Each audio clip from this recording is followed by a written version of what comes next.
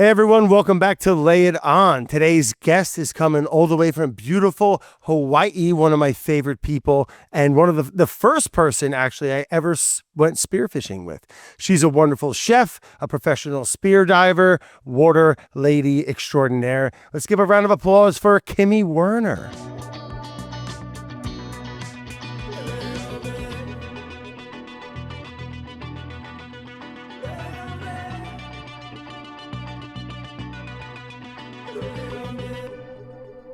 Yay! Yes, Hi, Brad. Kimi. Yeah, Kimi, thank you so much for finding the time. I know you're 6 hours difference than I think it's 6 hours, right? What time It is it right now? is. It is noon right now. That's right. 6 Yep. hours from the East Coast where I'm coming from. And Kimi, where are you in Hawaii? Which island are you on at the moment? I am on Oahu, and we live on the north shore of Oahu. Beautiful. Heck yeah. And well, Kimi, I wanted to thank you again for coming on. It's always a pleasure hanging out with you. We just got a chance to hang out a little bit, short but sweet, out in Utah with Traeger at their like ambassador team extraordinaire thing that they do every now and then. And yeah, just a fun hang, always good. I wish I could have brought you to the Vietnamese place, the little pho shop that I went the day of the event. I wish you could have too. Instead, you just told me all about it. But next time. Either way, I might have texted you. I forgot. Maybe I didn't, but it was phenomenal. It's kind of like my little go-to move when I travel to a city. If I'm doing something for work where it's like, you got some like downtime. I hate downtime. What are you going to do? Like go to the gym or go to a bar or something. You know what I mean? So I try to find a nice little Vietnamese restaurant. I love Vietnamese food. It's probably one of my top 3 favorite cuisines. Me too. And one of top favorite cuisines. It's so hard. We can get back into food down the line because I know you love cooking and fishing and cooking all the things and hunting for that matter. And do you guys garden much? I know you got a backyard with like fruits and vegetables as one does maybe in Hawaii, as it's an amazing grow season of tropical wonderfulness. We have a garden that is constantly thriving and constantly producing for us. And I can take 0 credit in that because that's all my husband, Justin. But he is the green thumb. Yeah, Justin. We love Yeah. Justin. Yes, we do. Heck yeah. So Kimi, all right, before we get going, before I get lost in the sauce, just chatting it up with you, I wanted to start with a little bit of like a quick little diddler together of like a young Kimi, because like I don't know if I ever really got to sit down with you. And every time we hang out, we're busy, it's this and that. There's so much can really talk about. But I wanted to get a little young Kimi. So were you born and raised in Hawaii? Yes, I was born and raised on the island of Maui, and young Kimi was a very happy Kimi. I was very immersed in nature from a very early age, where we lived in the boonies. We lived in this rainy little town called Haiku and had no neighbors, but just this little shack that we lived in. And I really mean a shack. Like it was kind of falling apart, but there was a river in the back. There was just jungle and trees all around us, and young Kimi, I felt very happy there. I really was bonded with just finding stray animals and bringing them home, like getting to know all the plants and rocks around me. Like those were all my companions since we didn't have a lot of humans. But it was a very nice childhood. Yeah, sounds it, man. Did you have siblings? I do. I have one sister who's 1 year older than me.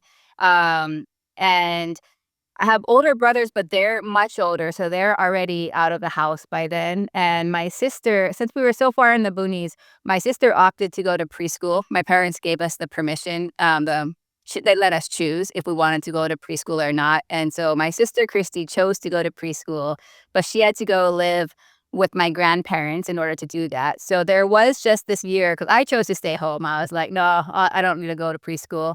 And so there was a couple years where it was just kind of like me and my working parents, and I just had a lot of alone time outside in nature. But for most of my life, I had a sister stuck to my hip because we were just a year apart. So your older siblings, like you said, they were already out of the house, so like it was kind of just you and your sister running around. Similar in personalities when you guys were younger. I mean, you guys kind of. I was very dominant for even though I was the younger one. I was kind of I mean, I wouldn't say I was a bully, but I definitely my sister was just so sweet. She was just so sweet and sensitive, and I was very much a tomboy and just a lot more dominant of a personality. And so we would butt heads a lot. I would hurt her feelings without trying to a lot, and we would get into fights all the time. But as we grew up, I became a lot more sensitive and she became a lot more independent. And it's just so interesting how we've learned that from each other. And the fights stopped, once we reached adulthood and we learned to really appreciate each other. And she's just my best friend in the whole wide world. Like she is Oh the man, closest person.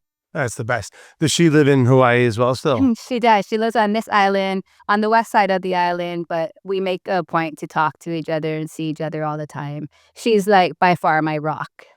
I know probably traffic depending and what time of year it is, but can you get to Sis's house in like under an hour? It does take over an hour, so it Yeah. does take some effort, that's for sure. Yeah. Well, it's not too bad. You can't, No. it's you can't go too far on the island, I Yeah, guess, takes like an hour 15, yeah. Yeah. Now, was your mom and dad, I mean, you mentioned you were like kind of grew up a little secluded in some wilderness and like, that sounds like a bit of a playground, right? Like coming from someone I grew up in New Jersey, which was awesome. We had these amazing woods, but like, there wasn't a guava and it was just like a very, the grass is always greener on the other side type of mentality is what I'm digging at here. But like, did your parents have a connection to nature? I feel like, was that just something that you developed on your own? My parents definitely had a connection to nature, but I would say that a lot of their connection was just based on resourcefulness because during those times of living in that rural area, we were very poor. And so just a lot of our connection to nature, nobody really used the word sustainability back then. It was just pure resourcefulness. It was because we didn't have much. And so my dad would go free diving and spearfishing to go get dinners, like just literally to put it on the table and feed us.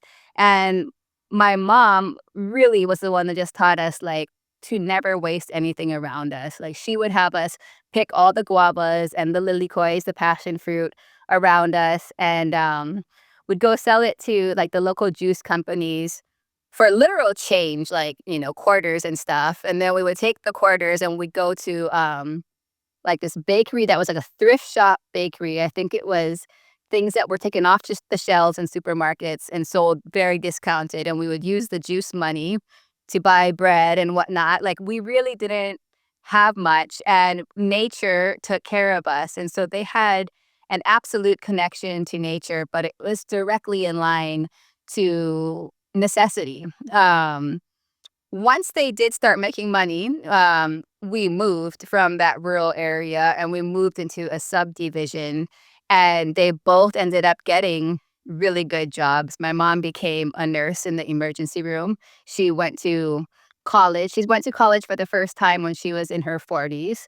I remember I was 5 years old and starting kindergarten, and my mom was like 40 and starting college for the first time. And 3 years later, she had a degree.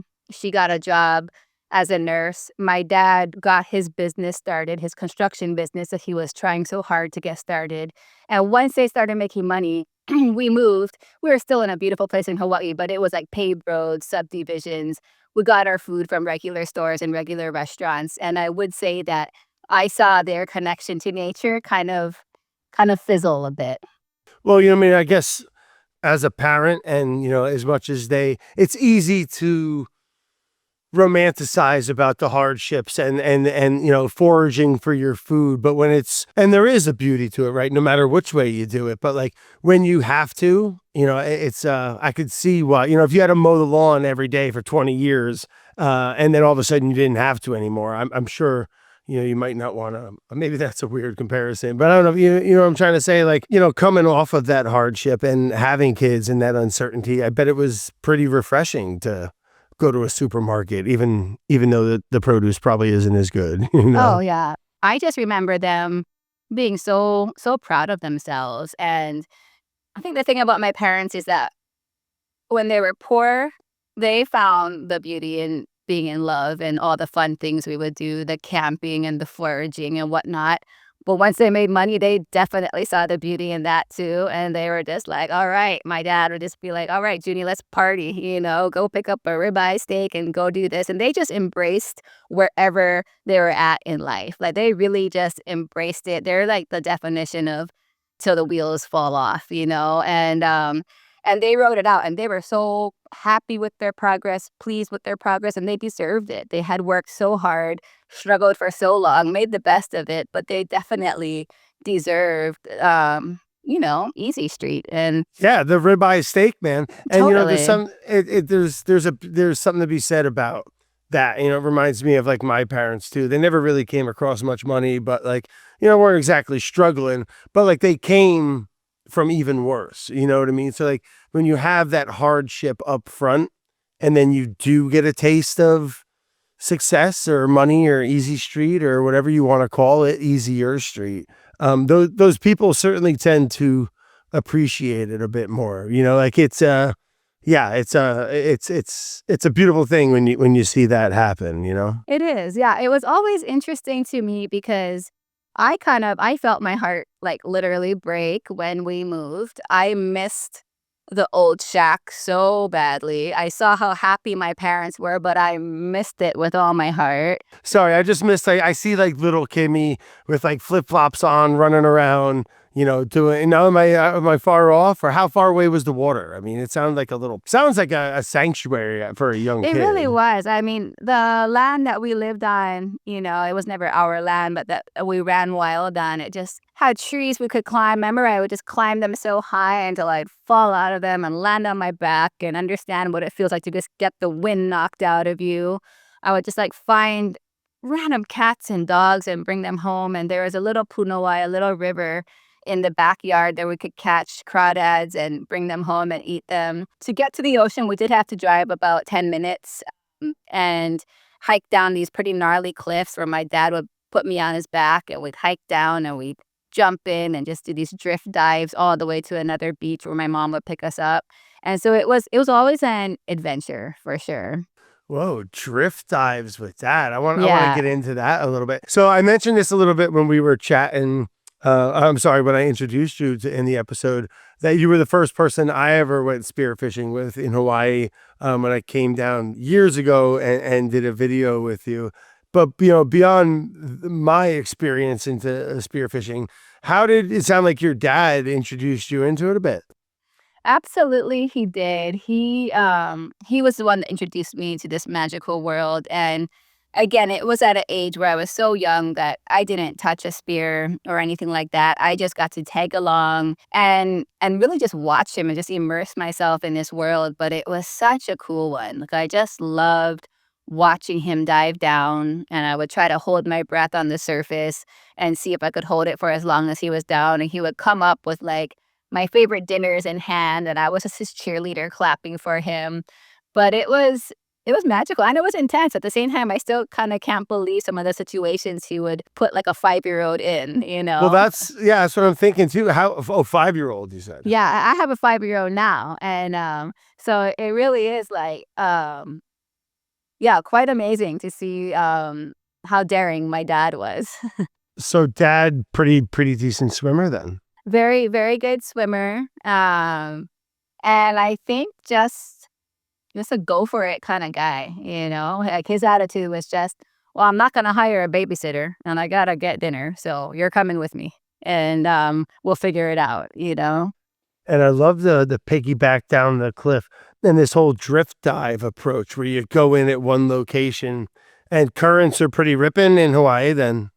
They are, and so it was a one-way drift, so we never had to swim against the current, but it still was the kinda thing where as soon as you even jump off the rocks into the water, for me as a little girl, I'm in deep water I can't touch, and it's such a feeling so small and being instantly thrown into this big blue world.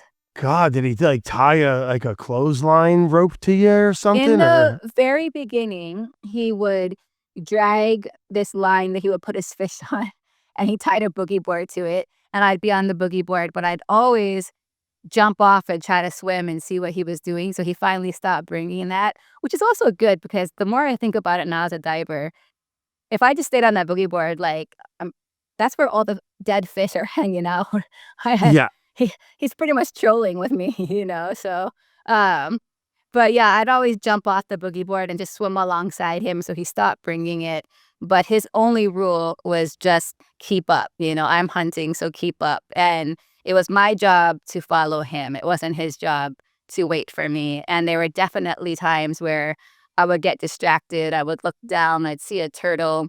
I'd get distracted for too long and look up, and my dad would be nowhere in sight, and those moments would freak me out, and that was when I learned to just, like, dip my head under the surface and look at the very edge of my visibility, and as long as I could find the bubbles left by his fins from kicking, I knew, like, okay, it was like a street sign, just, like, swim that way.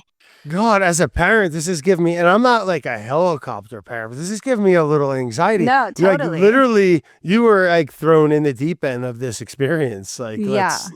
let's go. Dad is not messing around. No, no, and he was told by all his dive partners he shouldn't be doing this No, and Dad, all of shut it that. down. Yeah. What the fuck? But no, anyway, I mean, all jokes aside, I mean, I've only swam with you, a couple times, right? And like, I'm sure if you were struggling as a child and you had no interest, it sounds like you were a little bit of a shark right from the get-go. I was so into it. Like, I was so, so into it. I remember if my dad said we were going diving the next day, I would be the one, like, knocking on his door when it was still dark, and, there'd be some days he wanted to sleep a little more, and I'd just hear my mom say, "Chris, you promised her, like, she's waiting," Oh, so you loved it. I loved it, like, it was all I wanted to do. It was How my could you favorite. not? I loved it so much. As a little kid, that must have been the coolest in Hawaii. Like, see, it sounds, just hearing you describe it, sounds, I could see how it ended up really setting the hook for a lifelong love of being in the water It definitely that you did. certainly have now. So yeah, Dad was a legend and a lunatic. We Yeah. established that. And Mom, what's Mom doing? She's like, she cooking? Who was cooking in the house? My mom was the cook, like, all the way. My mom was the one that would push my dad and my uncles out of the way when they were trying to fillet a fish and just take over the whole operation. She made everything taste so delicious. She would just, like, make everything good, from the fish to, like, kona crabs. We would catch these crabs that she would just, like, prepare raw, like a kimchi base and raw, and you would just suck the sweet meat right out of the shells, and anything mom made, like, everybody wanted to eat it. She was known within their friend group as, like, Damn. the one. Yeah, she was very That talented. that little crab kimchi, Oh, it's so little good. You would I love it. want to eat a bushel of that right Yeah, about now. So was your mom was she from Hawaii? she is. My mom was born on Oahu. Same her mom was as well too, my grandma, but, she's Japanese and Ainu, which is a indigenous ethnicity in Japan, but, there are several generations deep here in Hawaii. Oh, incredible. What if, I mean, sounds like that's a pretty good background for culinary too. I mean, like, Exactly. she, Yeah. yeah, one of my, yeah, we were talking about culinary favorites and inspirations a little bit before, and Japanese is one of mine. Mexican, those worlds it's hard not to, yeah, they just have the best appreciation and respect for it, and just flavors, right? And just Mhm. different areas. But before you got into cooking, right? Your dad set the hook for spearfishing. Mom planted that seed of this preparation of food and having it be not just this thing that you did, but also this celebration that was delicious, right? Like, that had to when did you start dabbling with cooking a bit? I started dabbling when I was 7 years old. I mean, I was always, like, helping my mom before that, but when I was, like, 7, I remember that was when I had full permission to, like, use the stove by myself and whatnot, and it started with just trying to make a perfect over easy egg and very simple things like that, but I remember by the time I was in 5th grade, I was, like, making fettuccine alfredo from scratch because that was, like, all the rave back then was fettuccine alfredo, and I was, like, going through cookbooks and just trying recipes. My mom just gave me full support, like, fail or succeed, just go for it. When did you start, like, spearfishing and getting into diving on your own? Or did you do it with dad for a while, or Not really, to tell you the truth. Once my parents did, get a taste of and when I say, like, luxury, I know I'm talking, like, upper middle class, but to them, it was luxury, and, they once they started golfing and getting their own hobbies that their money could afford them, we didn't really go diving that much. We'd go fishing for fun and still spent a lot of time on the ocean. But anyway, it wasn't until I was 24 years old and living on the island of Oahu. I had moved from Maui to Oahu to go to a culinary arts school here. And I graduated with a culinary degree. I was working in a restaurant. I was absolutely miserable. I just wasn't fulfilled in life. I got to this place where I felt like I no longer had a path to follow. I no longer had this, educational path hoping that something would intervene it and turn my life into something really cool. It didn't really happen. And now I'm here working a 9 to 5 in a restaurant and realizing this is going to be it for the rest of my life. And it was at that moment that I just like realized that something was missing. And the only answer I could think about were these memories of being 5 years old. And I did not know what to do with it because these memories of those olden days, like I'm not exaggerating, they kind of haunted me my whole life, where I just knew like that was the happiest part of my life. Those were like my that was my golden age, and when I thought about that as an adult, I was like, wow, that's really sad. I mean, it's really cool that I got to experience that, but it's like I'm longing for something that no longer exists. I'm longing for this way of life where we lived off the land and off the ocean. And I don't see anybody doing that anymore. And that ended up being the exact definition of nostalgia is longing for something that no longer exists. And so I was just like, well, I have a case of chronic nostalgia and I don't know what to do with it.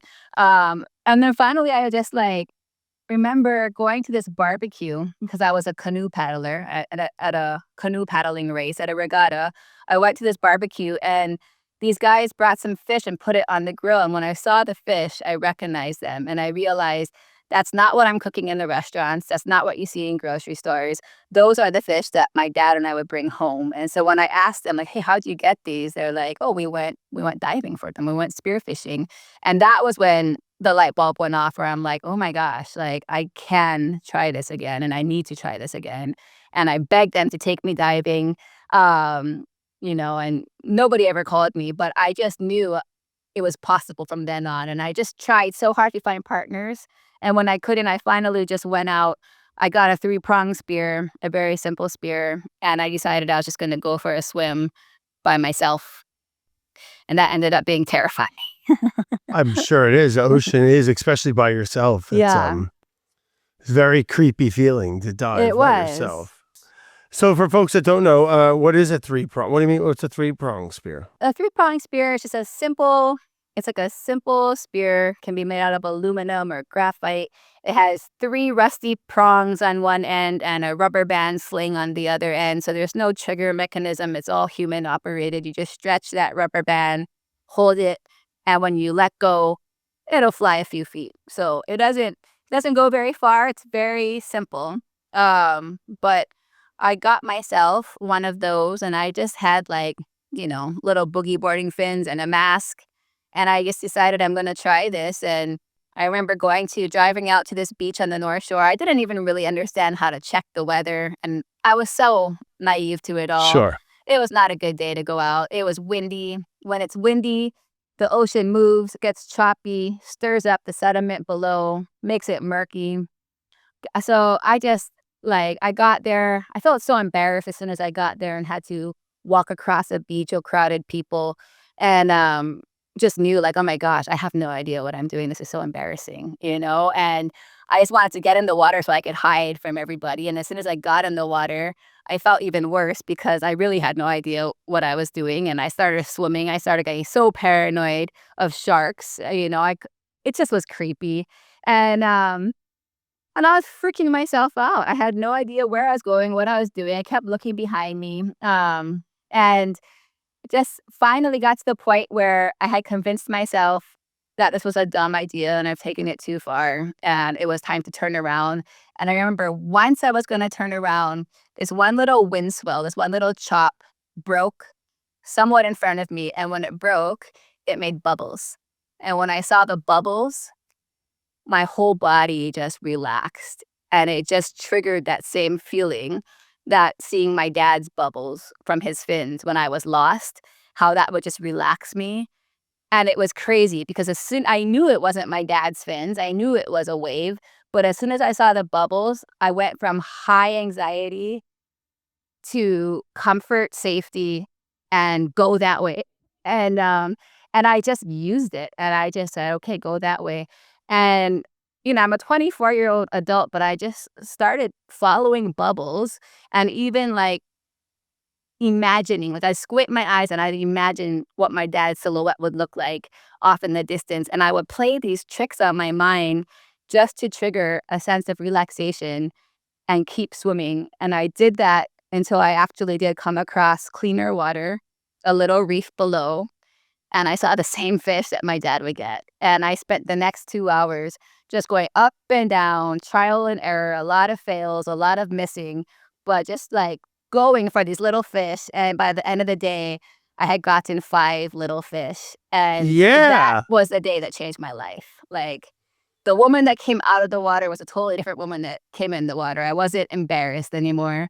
I wasn't anxietied out anymore. I was just like No, you did proud. it. Yeah, you did it all on your own, man. And like not only that, but up even before, way before you got to that little clear of water and that little reef where you actually were calm, it sounded like there was about 75 reasons and opportunities to quit and not do it. Fuck this. Let's go. Let's get out of here. Everyone's looking at me, whatever. What am I doing? I'm not even going to go in the water, I or had 75 reasons before I even opened the car door to get out to go to the beach that day. Like, definitely, yes. It was fighting all of those voices telling me that I had no business doing what I was doing and that it wasn't a good idea. And like it just can't I can't help but think like it being one of those because you said you went into the water and came out a complete changed and different woman. Like those pivotal moments. Like if you did say the hell with this, let's go whatever and left and got back in your car or never even got the three prong or you know what I mean? If you like and maybe you would have had another experience down the line where you would have had this transformation experience where it could change you, but also maybe not. You know what I mean? Like that could have been it, and it was it. But maybe you wouldn't have got another chance. Like I don't know. That stuff always sticks with my head in my head, and it's like you can drive yourself crazy thinking about it. But yeah, I guess if you're passionate about just taking the chance, right? I mean, Yeah, I mean, it was definitely a lot of barriers to break through, but it sure did feel like there was something opening up and something on my side too. Because it could have been a way rougher day, and had I tried and just gotten my ass handed to me, who knows if I would have gone back, you know?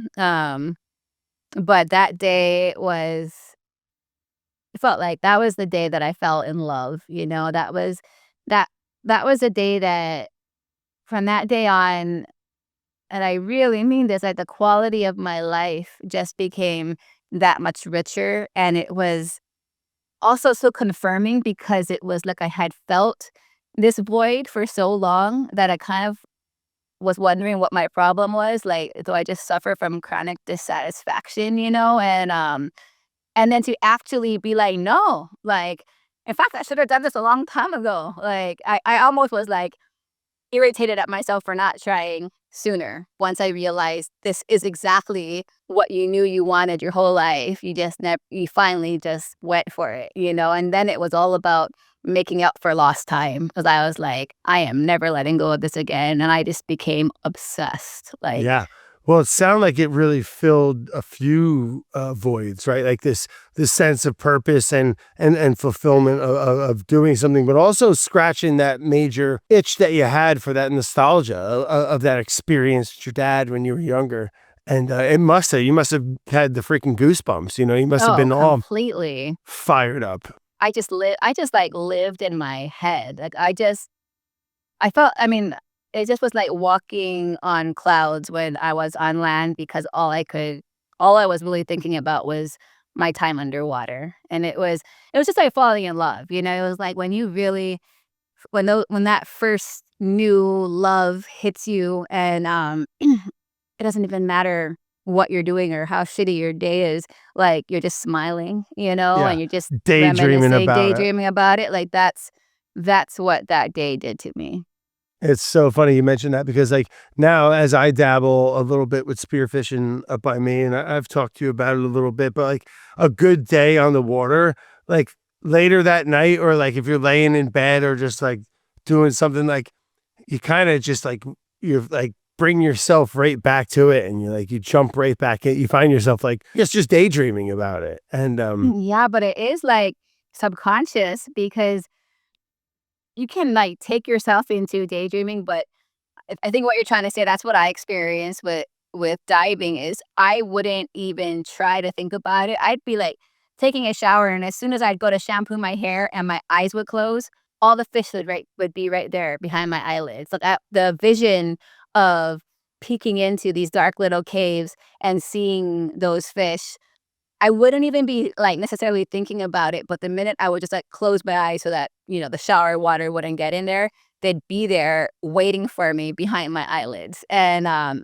that's it's really neat. bigger. Yeah. Yeah, it's bigger than a daydream, right? As I hear you speak about it, and I think about it right now, like it's almost like it's just stimulating your consciousness, or like even like a type of spirituality is thrown around so much, but it's certainly triggering and stimulating some part of primal deep humanity that's in you.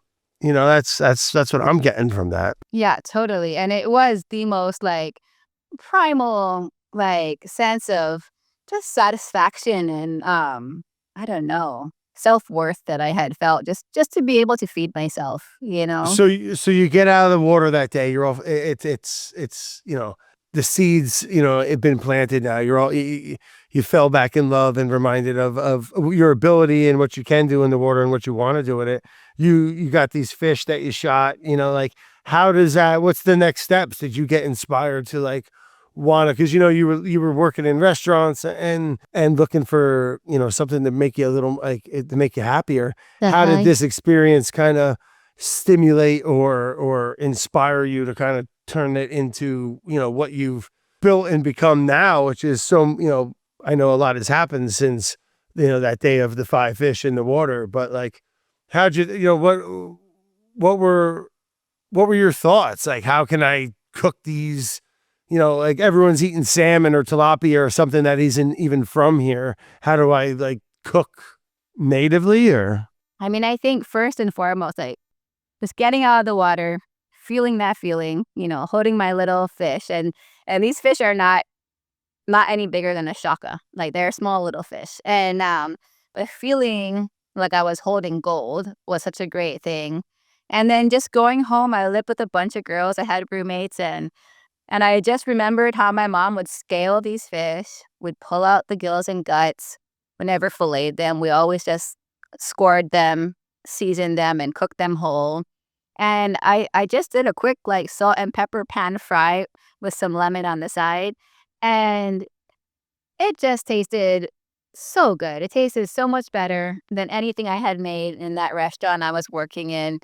And I just realized, like, this is the food I want to cook. This is the food I want to eat. Like, this is it for me. And it didn't change anything career-wise right away or even for the next few years. It just became like what was most important to me. And it didn't matter if I was going to a job every day that didn't align with that, because as long as I had this secret world that I could live in, I just wanted more of it. And so wanting more of it is what ended up then changing things, because working in restaurants is really long hours, and um, it's just a lot of time. And so I ended up quitting the restaurant business, and I became a part-time art teacher. I was always into art, so I became a part-time art teacher so that I could dive more. I mean, that was the honest truth. It was the Love flexibility. that, Kimmy. Yeah, and Good move. right? Restaurants are tough, man. Like we all love Oh them. man. We love going to them, and I know chefs get some good a good recognition, but most of them don't. And like just it's No. not the head chefs do at best, right? But like the line cook, No, the that guy yeah. the guy or girl that's in there just, nights and weekends making, I don't even know what nowadays, let's just say $14 an hour.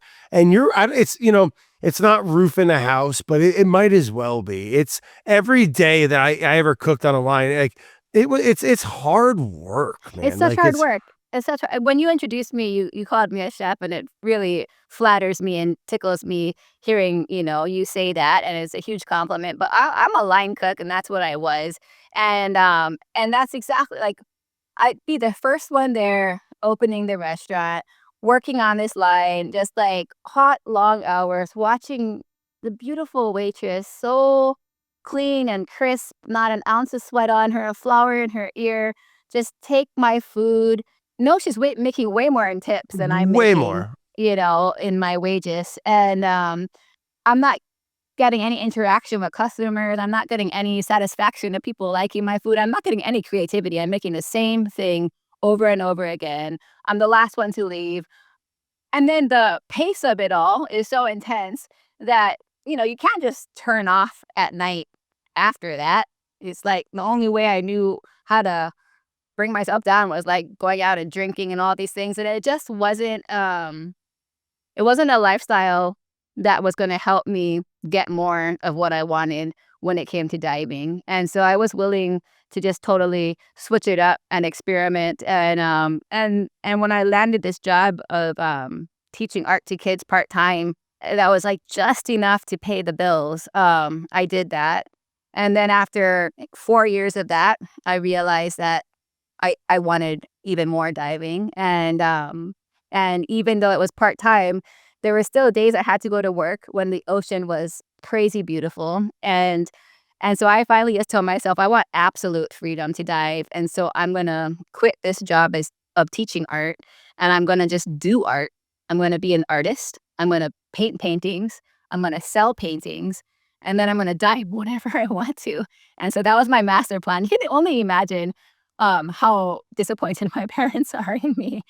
Like, I pretty much like the poverty that they did everything they could to escape, to give me like opportunity and more than what they had. They just watched me run right back to it and choose Yeah. it, and then like make these career choices that are just like digressing. You're working your ass to get back to it. Right, exactly. Yeah. And so yeah, I remember like telling my principal, who was my boss, the school principal, gave her my 2 weeks, and she's like, "But Kimmy, what are you going to do?" And I said, "I'm going to be an artist. Like I'm going to paint." I always tell these kids that they can be whatever they want if they practice. So I have to like live that. So I'm going to be an artist, and I'm going to sell my art. And she just looked at me. She's like, "Okay, and then what else are you going to do?" And I was like, "Oh, it's so funny that you asked that, because I really want to try spearfishing." And she just like had the most like concerning look on her face, where I realized that she thought I was absolutely crazy. And but that was when it was a moment, because I realized I said it out loud, even though somebody was looking at me like I was crazy, and I had to try it.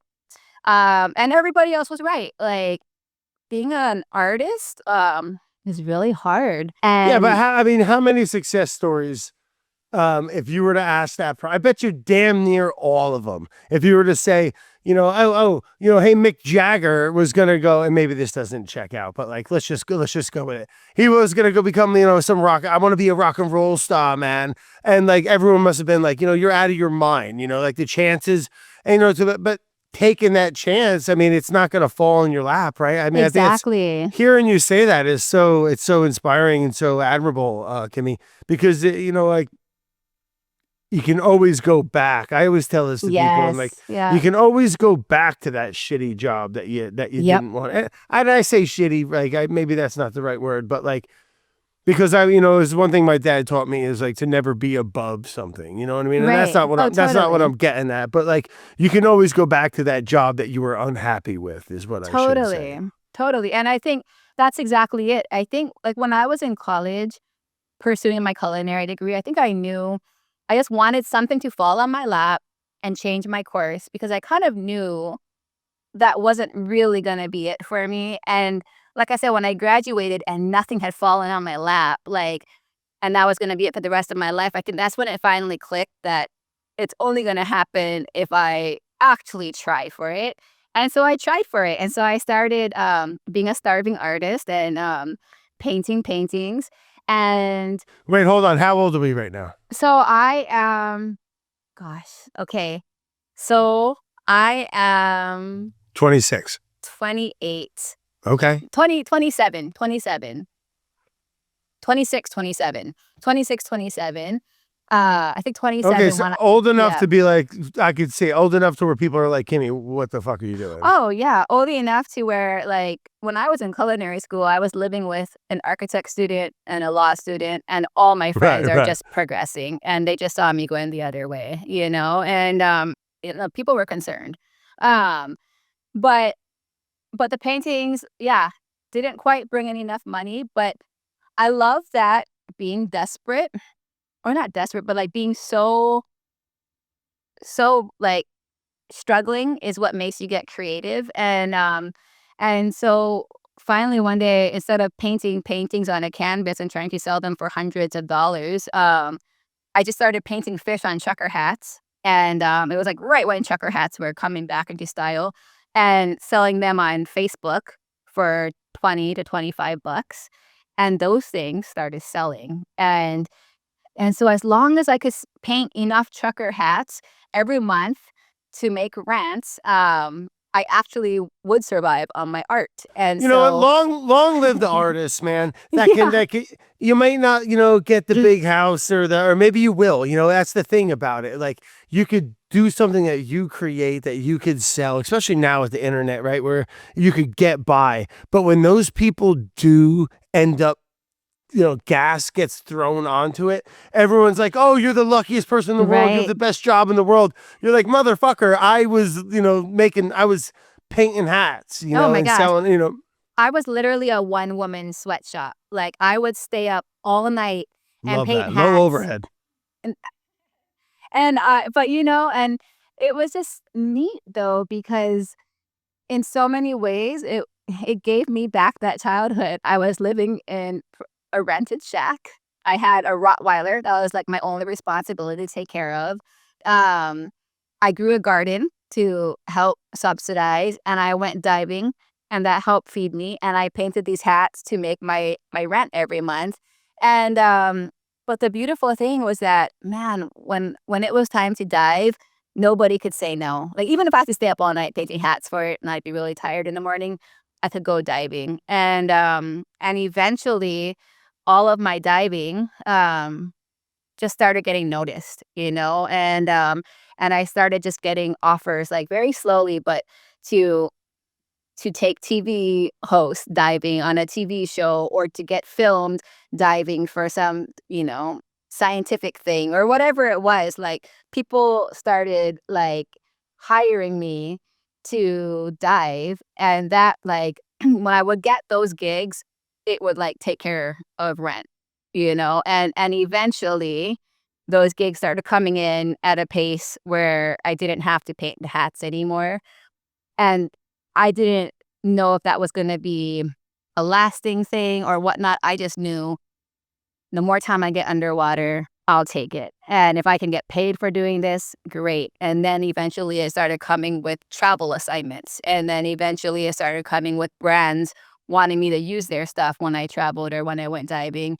And and all of these opportunities, like, over time started coming in But it was like what you said, like, I could take the chance on them because I had already proven to myself that if just the shit completely hits the fan, I can go back to painting hats. And I can go back to painting hats, taking care of my dog, and being happy. But knowing that I can do that as a safety net, why wouldn't I try to go on that trip to Palau? Why wouldn't I drop everything and just say yes and take this gig? Like, why not? Yeah, no brainer. Yeah. So free diving, right? And the free diving Mhm. being, just to clarify folks that might not, be familiar with you necessarily or free diving, it's one breath, right? You're diving down. Talk to me a little bit about free diving before we go down. Yeah, so free diving is basically extreme snorkeling. So you have your mask and your snorkel, It and is. I've never heard anyone say it like that, but it kind of is. Yeah. yeah, I was always a snorkeler. But then the minute you leave the surface, the minute you take one deep breath of air and you decide to descend down, that becomes a free dive. And it really is up to you and how relaxed you are and how much you're gonna surrender to this feeling when it comes to how deep you can go. But that's how I spearfish is I take a breath of air, I hold that breath, I go down to the bottom of the ocean, and I just kind of lay down, relax, wait it out, and do these little tricks to make the fish come in. And when they come in, whether I'm using a 3-prong or a spear gun, once I have a good shot, I take it, and then I gotta get my fish and get myself back up to the surface to breathe again. Yeah, heck yeah, that's the name of the game. And man, it sounds like just like anything, you just learn so much as the more and more you do it. Um, so like, just to get back into your story of spear diving and spear fishing. So you're doing the art thing, and now you're starting to get some brand gigs for just for free diving and for spearfishing, right? And like doing video work or pictures or just kind of bringing people out, like you mentioned, or it's all starting to become all of that. Well, I mean, I guess I kind of skipped over what really I kind of started talking about how I started getting these phone calls, but I guess the way that I got recognized was that I ended up winning the national championships of freediving spearfishing. Well, And geez, Kimmy, kept that real quiet. yeah, Oh my God.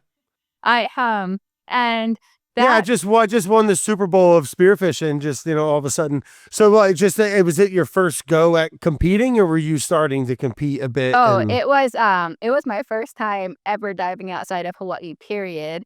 Um, I had done like little backyard tournaments that, by now I have made friends within the island, the who spearfish, and it's a tight knit community. And so they would do these little backyard tournaments, and I would play around and do that, and I loved it.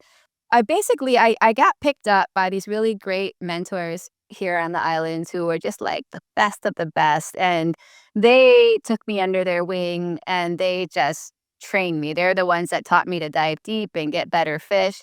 And they would tell me because they all had competed in these national championship spear fishing tournaments, and so sorry, yeah, Kimmy. This is all on Oahu. the people were on Oahu, but the national championships of spearfishing is a tournament that actually travels year after year to different states. And so a lot of my mentors had done it in California or Florida, or when it did come. But your mentors were in back home. They're Yeah, Hawaiian? they're Okay. my Hawaiian mentors, generations older than me, not competing anymore, but they're just like, you have what it takes and you should really try it. It's so fun. After a while, I got really curious and I was like, okay, this is the year. It's 2008. I'm 28 years old and I am ready. Like I want to do the national championships. And they're like, no, no, no, don't do it this year. It's in Rhode Island.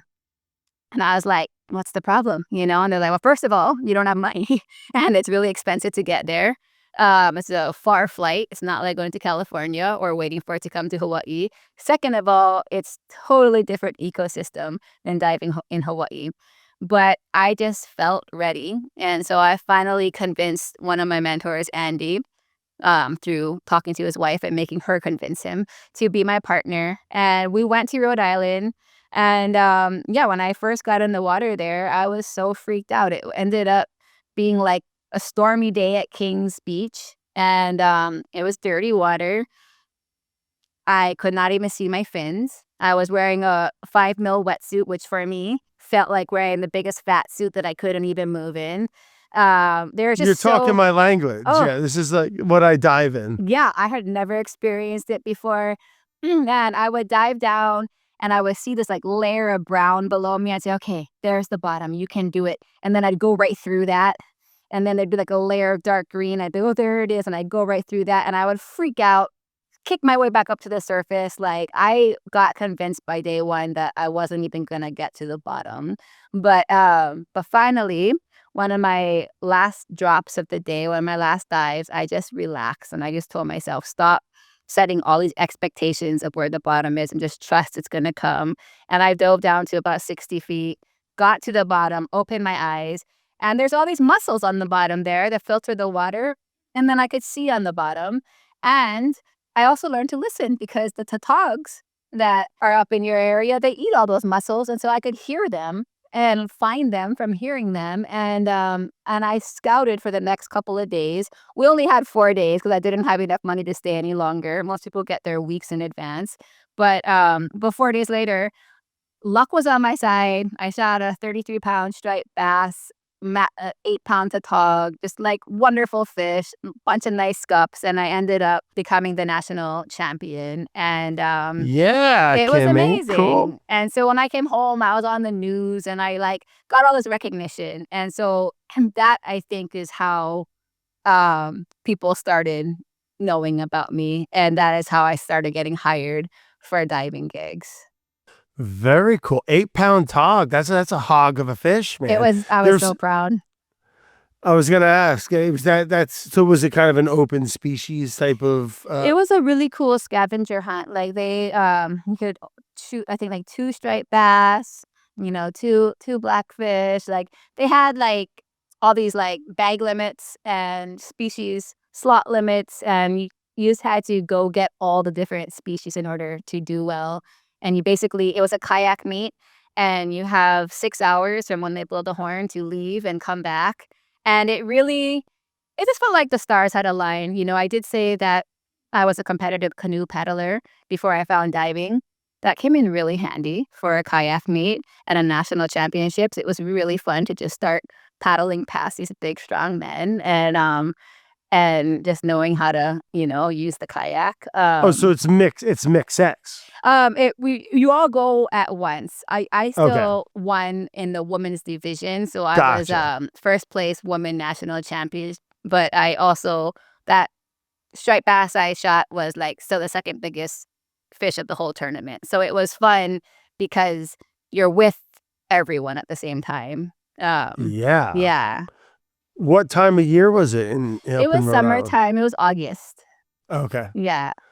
Okay. And you got a Hawaiian girl, I guess. I was gonna say August 5 mil sounds like but you're not used to that cold water. No, no, but I just realized I just learned how to work with it. I learned that I could not have that whole suit on when I paddled or I'd burn out. I had to Right. just put my top on even if it took more time as soon as I was ready to dive. And I just got used to it. But I Yep. loved it and I loved Rhode Island. I loved the people there and that was truly amazing. And that was when I realized like, man, I really like traveling and diving and learning the underwater ecosystems of new places. Yeah, different waters, different fish, right? The visibility, everything's different. Right. Yeah, that's amazing. So you won nationals, you go home. That's a big deal, right? I mean, that's not hurting you in any category of trying to continue to do this. So now competitions are a thing, and that's when like brands are like, starting to yeah, I mean, it's a big deal. Right. So competition became a thing, but very short lived because that first tournament was so special to me. But then I realized that I competed for a couple years after that and I just got like too competitive. I don't know how to explain it, but it just started to take away my love for it. I just realized that the reason why diving caught me back is because it was part of my roots. It was part of my family. It was part of how I got my food. And even though these spearfishing comps are so cool, the more I just started to think of fish as points and trophies, um, it just started doing something to me that I didn't really like. I didn't like that when I just went out to get dinner at home, what used to be my quiet, happy place of just being present became kind of a noisy place of like adding up how many points certain fish would be worth, always thinking about competition. I didn't like that. And so I did decide to stop competing. And I thought I somehow thought that that was just going to end any career possibility because that's what got me noticed. And I thought that if I wasn't winning and if I wasn't constantly being a champion, that I'd be forgotten and I would not get these opportunities anymore. And that's what I thought I was giving up. I thought I was going to give up the career the potential. I didn't have a career yet, but I thought I was going to give up any hopes of making a living off of doing this if I quit competition. But I felt that it was worth it to keep that feeling of being in love, that feeling that I said I would never let go of. And so I quit competing, and it didn't hinder things at all. My first sponsor was Patagonia, who did not care at all about competitions, and they're just like, we like that you're doing this because you see it as a sustainable, selective way to harvest responsibly. We like this message that you're sending out. Like, if you just keep doing what you're doing and want to use our gear, like, let's talk about it, And they were my first legit sponsor. Heck yeah. Yeah, Shout out to Patagonia, right? man. Yeah. That's really cool. And what an amazing, I'm just assuming, like, for you, like, wow, like, not only is like, I mean, Patagonia's always been awesome, but now they like care about you and are gonna help you, pay your rent or just, like supplement income to just do what you're doing. And now you can even just spend more time and put more passion and heart into it. And That collaborate on ways to use this to do better, to do good. Like, it became really neat when I realized that, because I think I realized early on that conservation, like sustainability, all these things that weren't as popular as they are now were so important to me. Um, but it didn't feel like it had a place within career making, but it just was the most important thing to me. And in finding ways to live that out, it's neat that opportunity came from that. At the time, there wasn't a lot of like hunters or spearfishers like working with scientists and conservationists. Like it did seem kind of divided. And that was just something I never really bought because I think I'm the product of like, my dad's a hunter, my mom's a hippie. And I just think that we all need to work together, And so I just started going on trips with Noah and diving for research. I started going on spearfishing trips with my friends and diving for food. I started going on like trips to just study the reef and report back, like just whatever it was. I didn't feel like we had to just stay on separate sides. I just felt like we all enjoy the ocean, and it's up to all of us in our individual ways to use whatever we can to let it feed us, but to give back to it, And Yeah. I think in doing that, a very authentic path was created. Yeah, absolutely. I mean, it's a beautiful thing, and it's awesome that you've been able to work with some brands that kind of that respect that, and like and believe in the future of it. And it really and now, I mean, it transcends and not transcends, but it like I know you've always liked cooking, and you and Justin, you guys have a little boy now, and like food just being so important and to me, and I know it is to you as well, and just the preparation of it and how it ties into spearfishing and hunting, which you do now.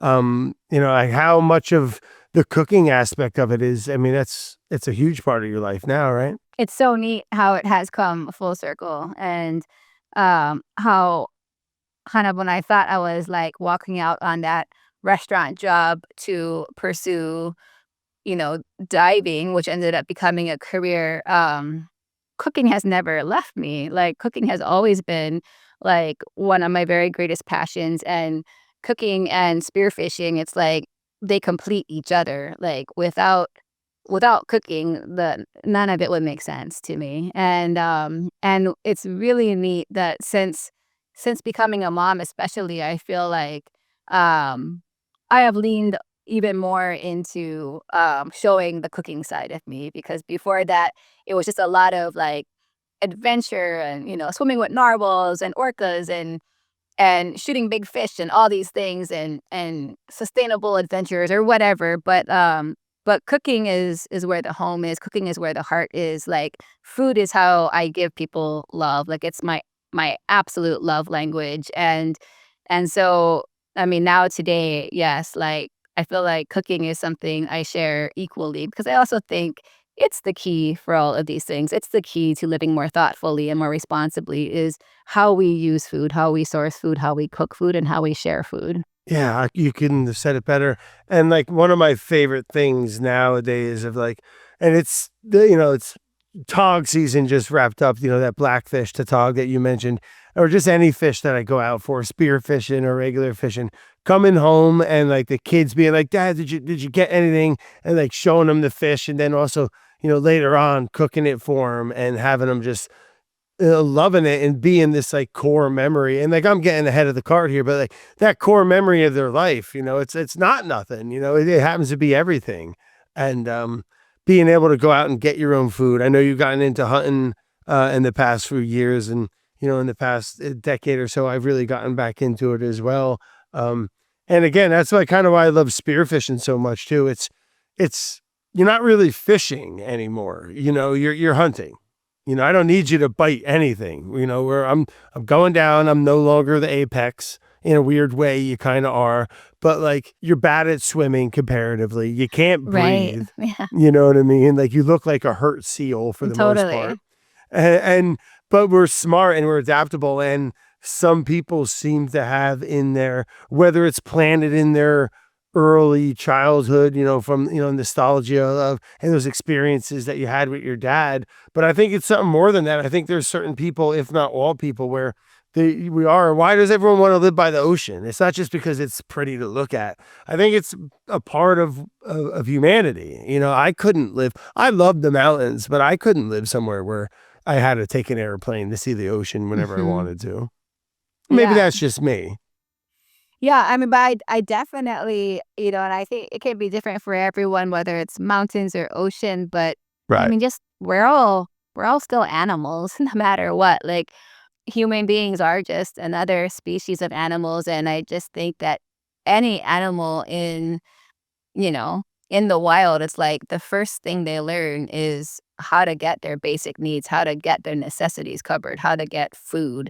And no, I just think that with us as humans, that is a part of our genetic makeup. And I think that just because we kind of washed it out of our society of feeling like it's important to know, I think that there's something missing sometimes when we don't have that, because it is where we come from. And so there is a reason why the ocean, like, being around it, it's important, or maybe it's the mountains, or maybe it's making a fire or growing or pulling a carrot from the ground. Like, there's something magical to be felt in those moments, and I do think that it's a deeper part of meaning of where we come from, and therefore it gives us a sense of belonging when we touch base with that again.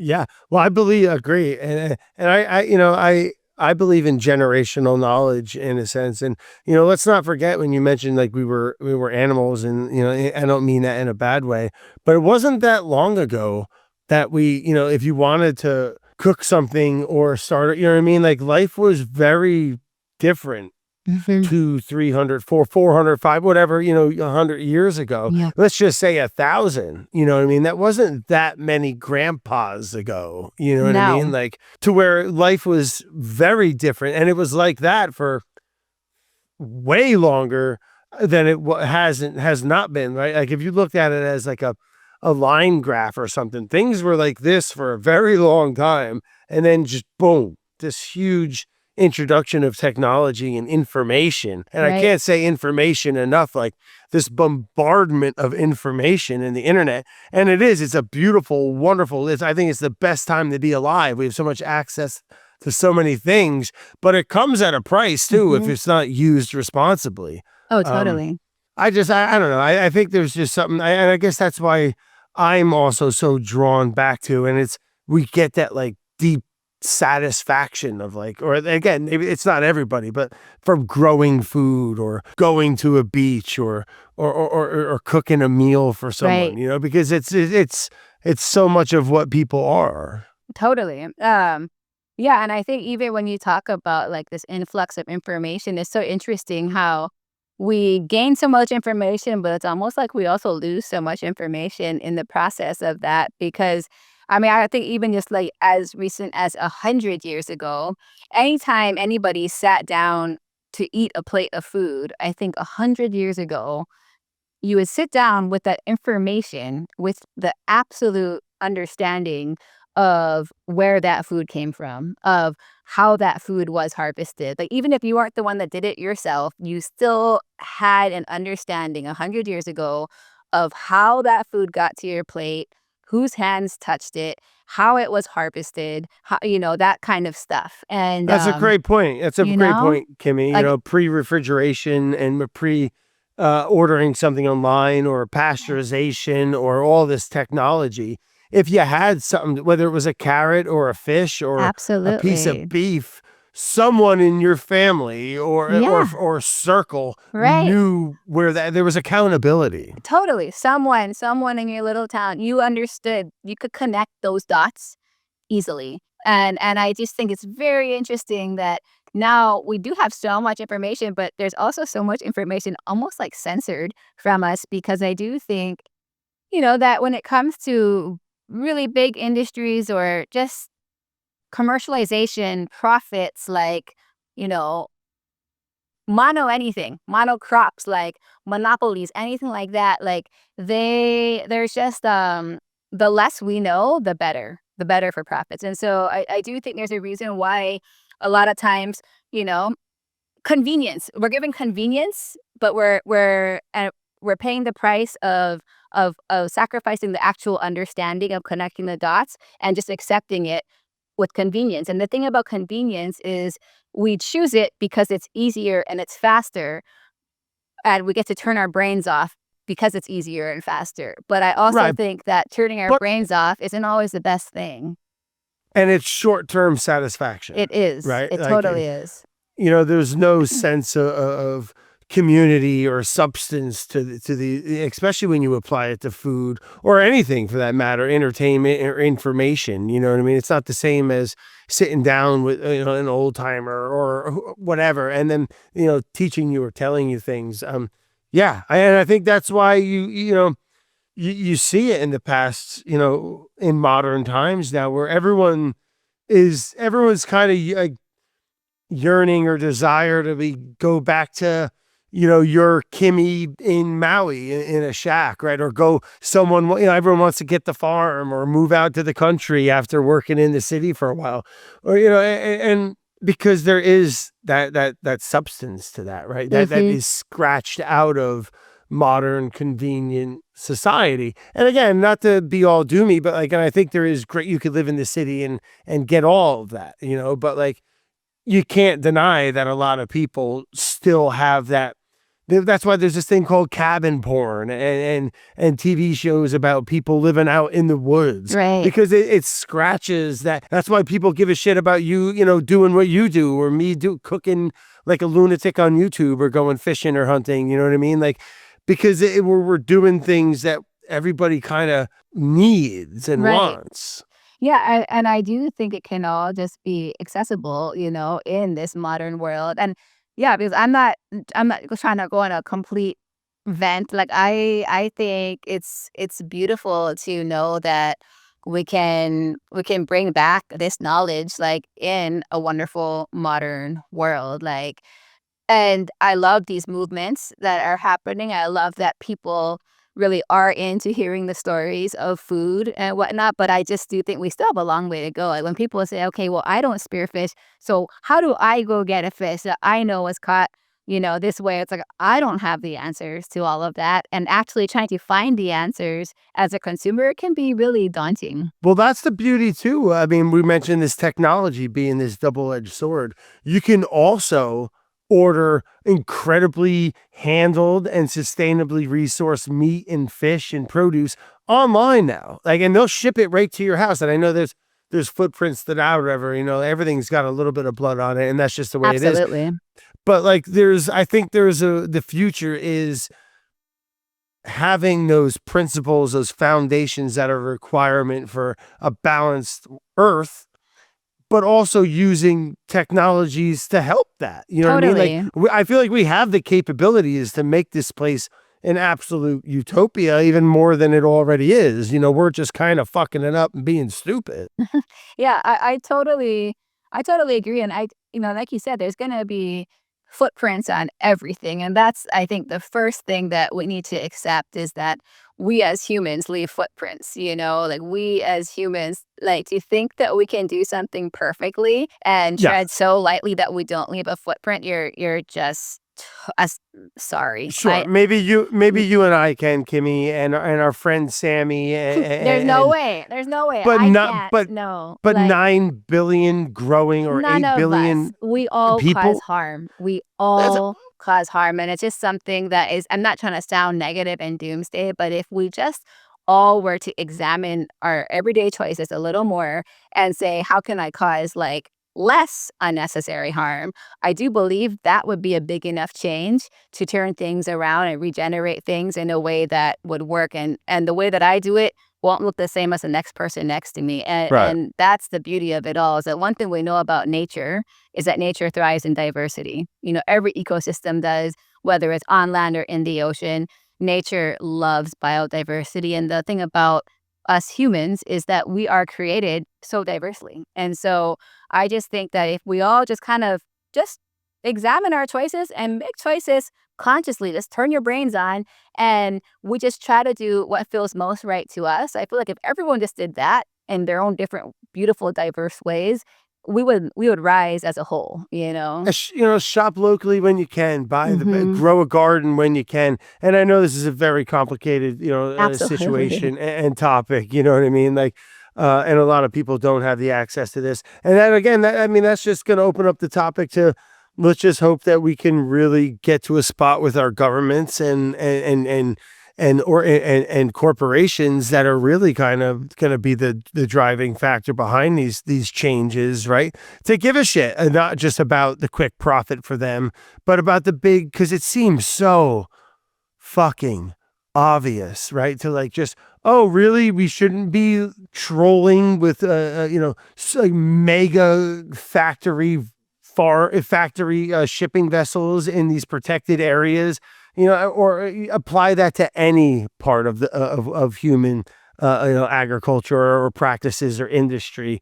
And it's just like, if we can all just dial it back a little bit and care, I think there's enough on the table. And again, listen, you can join the cult if you want, you know what I mean? Like, drink the Kool-Aid. I think you should.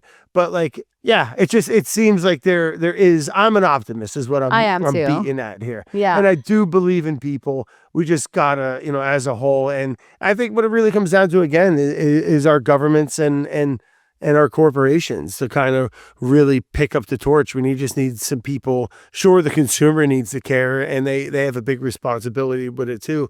But so do the people that have the billions and Oh, trillions of dollars. absolutely. Oh, And that's absolutely. Yeah, no, you can't just put it all on the consumer as their individual responsibility.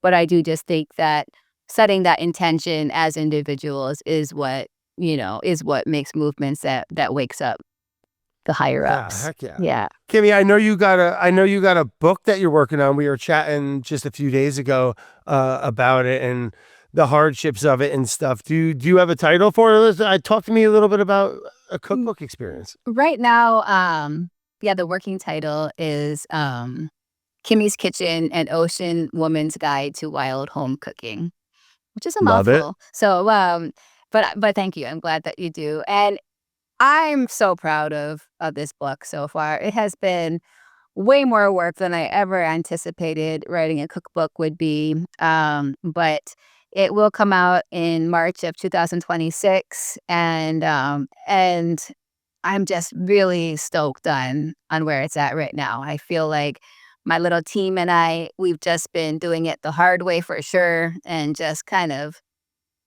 muling every day, doing everything on our own, and it has taken up all of our time for the past 2.5 years. But but I love it and I'm proud of it. And it's kind of everything that we've talked about on this podcast, really. Yeah.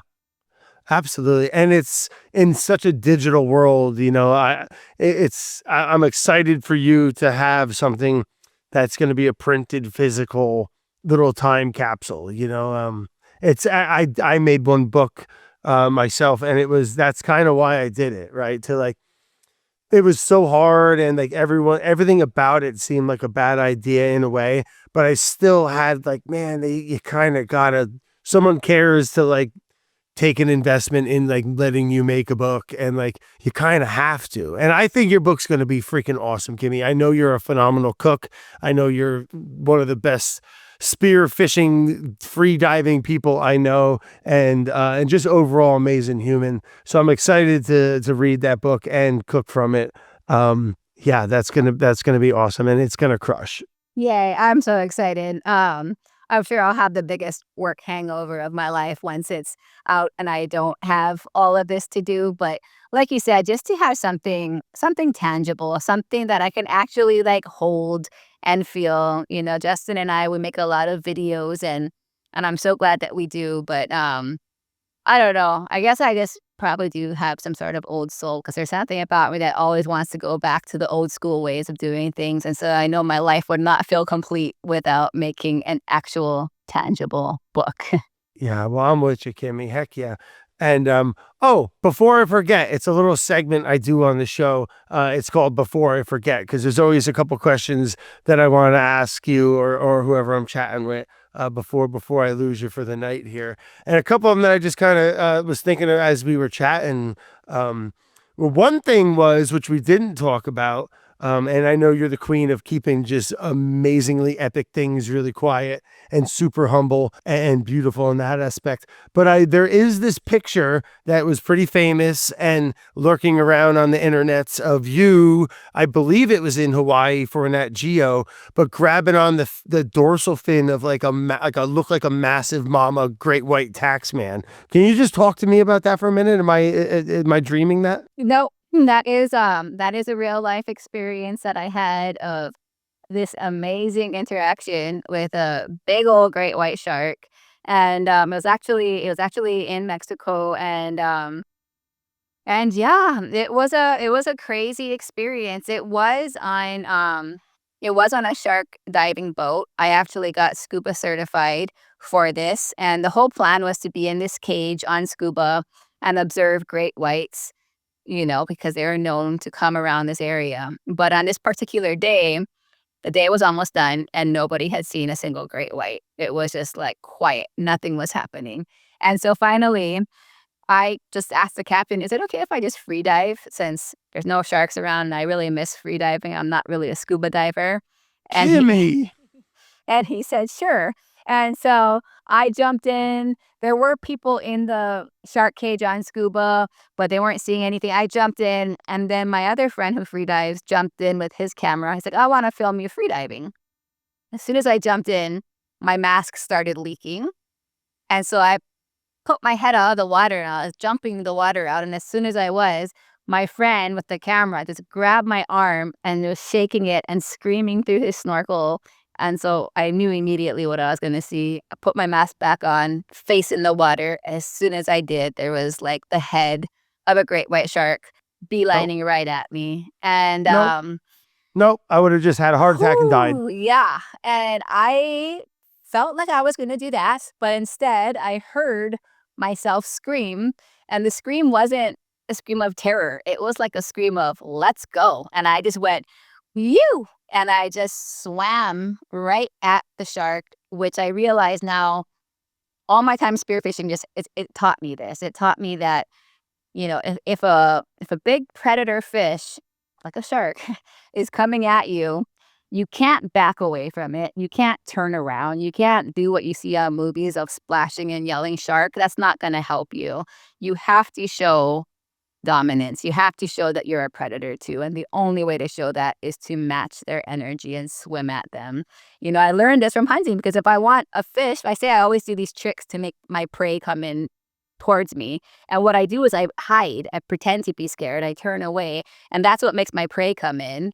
but if I'm too aggressive trying to hunt them, they'll swim away. So applying all this fish knowledge in a split second, I swam at the shark.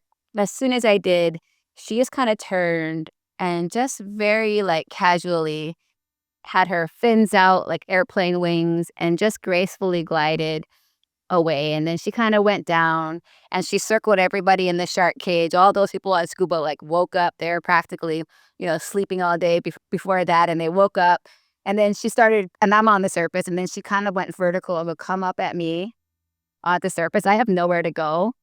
And it is terrifying to see a great white shark coming up at you vertically, but she'd come up at me. And so I always just said, well, if she's coming up at you, you better match her. So I would go down at her.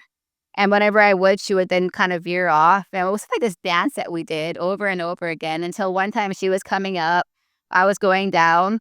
I hit my level of negative buoyancy, which meant I went deep enough where I started to sink without even trying to, without swimming. And so now I'm sinking as she's coming up.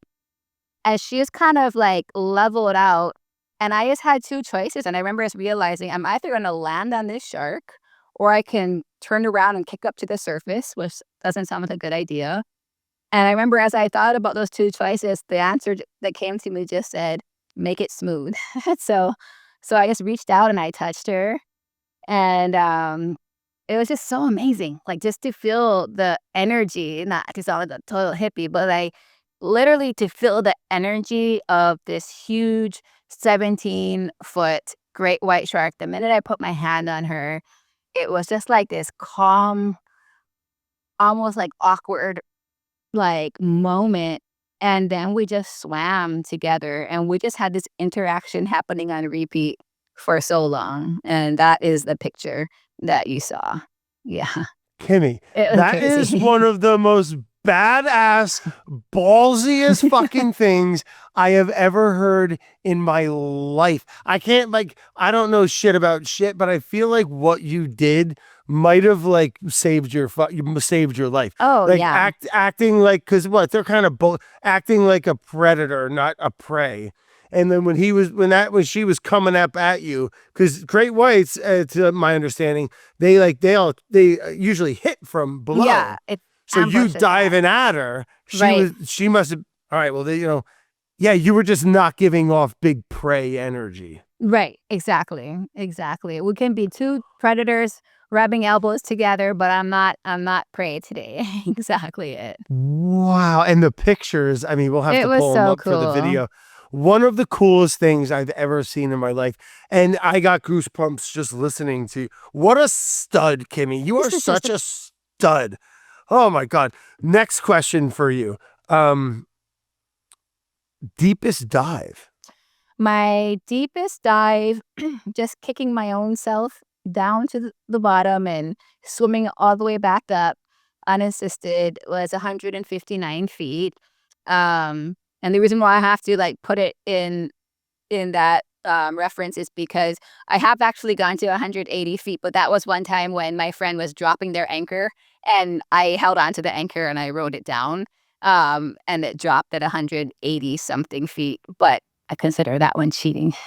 Kimmy, you're a fucking madman. If I go 40, 50 feet, the water starts getting cold. I had to pop my nose, Oh, like my yeah. ears, like twice. 100. That's serious. That's serious shit, man. It's all relative, though. I've been there with the 40 feet too, I guess. I guess that segues right into what I have to know too. If you had what was like the longest you think you have ever held your breath underwater? The longest I ever held my breath underwater was like 4 minutes and 45 seconds. And that was just more relaxing and whatnot. And people can hold their breath way longer than that. When I hunt, I actually try to limit my breath hold because the most dangerous part about diving is that you could black out. You could get hypoxic and black Shallow out in the water. water. Yes, and that can be a fatal mistake if you don't have someone there to help you. And so my rule of thumb is, however long I stay down holding my breath, I recover on the surface breathing for twice that long. That really, I feel like, helps keep me safe. And so because of that, I actually limit my time of holding my breath to about 2 minutes, because staying on the surface for 4 minutes feels like an eternity for me, Right, especially right, when I'm watching my dream fish swim around. right. Wow, that's amazing, and that's really good tip and advice to for myself and just for people because you do hear every now and then, man, like Oh, yeah. really experienced divers, getting shallow water blackout and passing away. A kid not too long ago, I say kid, I forget how, but a buddy of friends, mutual friends that I have, and a big spearfisherman up in Rhode Island. He was down in like the Caribbeans or Mexico or something, and passed away on a shallow water blackout type of thing. And it's really good tip here and coming from you there. Just kind of spend some time on the surface and don't go pushing it. Yeah, exactly. Man, that's amazing. Last one. Do you still paint? I haven't painted in quite some time. I'd like to say I still do. I still have paintings around me that I have made for fun and whatnot, but it's been a while. Yeah. You'll get back into it. Yeah, I think I always will return to it. I hope you do. Well, Kimmy, this was a hell of a conversation. I can't wait to have you back on here, and thank you for sharing, a little bit of your life and stories, and for being an absolute hammer of a fucking stud and a badass, Kimmy. I love you. You got to get back up here to Rhode Island. I live right on the coast up here, and open door. We've been chatting, and I hope we can get you up here, and I do hope to come visit Hawaii again because I I miss really it. hope you do. I And love fan any time I get with you, Brad. And I also have to say, likewise to you, like the way that you live your life and the way that you do everything. My favorite part of it all is I just see how much you break the rules. And that alone is so inspiring. And I just hope you know that. I hope that anytime you do something, you know that I don't know if you realize it, but you're constantly breaking the rules of the norm, and that gives other people permission to do things their way, and I think that makes the world all the more colorful. So, Man, we'll right back at you, Kimmy, and thank you for the kind words, and love you. I can't wait to hang soon, and thanks for being a guest here on the show of Lay It On. yeah. Yeah, if you want to check out Kimmy Swimmy, where can we find you on social medias or YouTube, or where can folks check out more Kimmy? Because we all want to. On social media, I have an Instagram, and that is KIMI_swimmy, SWIMMY.